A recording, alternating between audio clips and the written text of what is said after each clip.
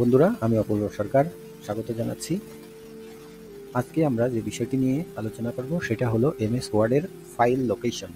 অর্থাৎ আপনি কোনো একটি ফাইল সেভ করলেন, দীর্ঘদিন পর হয়তোবা আপনার মনে নাও থাকতে পারে, বা কোনো থার্ড পার্সন একটি হার্ড কপি হাতে পেয়েছে, ওই চিঠিটির সফট কপি কম্পিউটারে ছিল কিন্তু সে বের করতে পারছে না কোথায় সেভ করা। এই সমস্যায় যারা পড়েন তাদের জন্য আজকের ভিডিওটি খুবই উপকারে লাগবে। তো আমরা কিভাবে করব, কিভাবে দেখে আসি। তো আমরা প্রথমে একটি নমুনা চিঠি দেখাই কিভাবে সেই ফাইল লোকেশন হয়।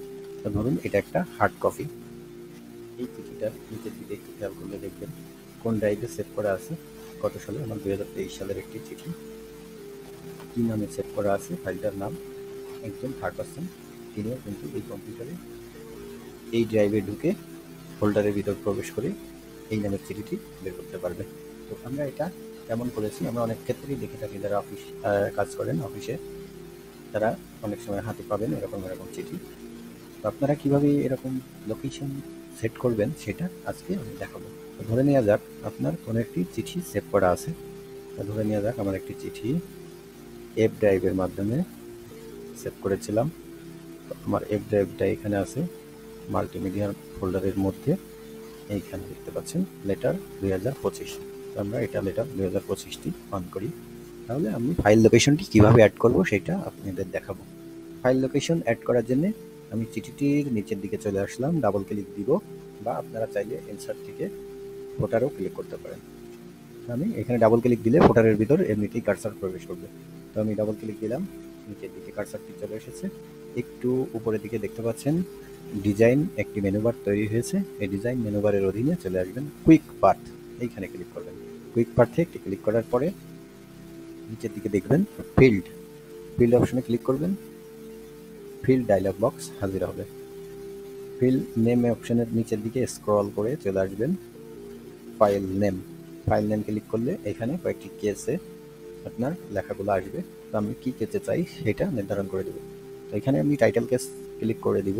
আপনারা চাইলে lower case, upper case, first capital দিতে পারেন। আমি এটা টাইটেল কেসে দিব।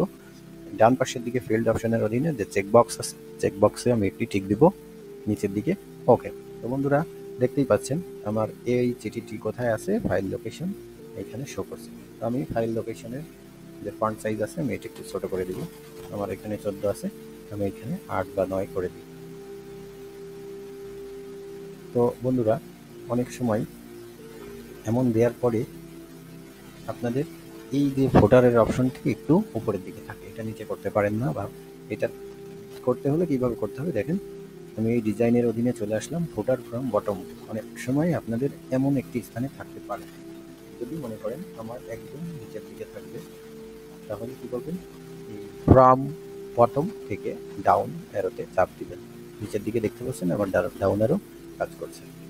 তারপরে আপনি এখানে close header and footer click করে বেরিয়ে আসবেন। বেরিয়ে এসে ফাইলটি সেভ করবেন। তাহলে আমার ফাইলটি সেভ হয়ে গেল। এই ফাইলের লোকেশন আমরা এখন এই চিঠিটি এখান থেকে খুঁজতে পারবো। হার্ড কপি আজ থেকে 5 বছর পরেও যদি কেউ নেয়, এই কম্পিউটারটি সচল থাকলে এই কম্পিউটারের ভিতর সফট কপিটি পেয়ে যাবে। তো আশা করি যারা অফিসে চাকরি করেন বা চিঠিপত্র লেখালেখির কাজ করতে হয় তাদের জন্য এটি খুবই উপকার হবে। ভিডিওটি ভালো লাগলে লাইক, কমেন্ট, শেয়ার করবেন, কমেন্টে জানাবেন। ধন্যবাদ আপনাদের সবাইকে।